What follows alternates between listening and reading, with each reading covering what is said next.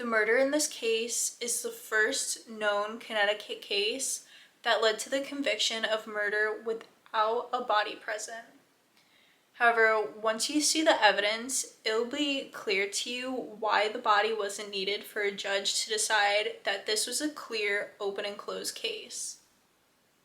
This case would also end up being the first ever episode of a show that I'm certain most of you are familiar with, Forensic Files.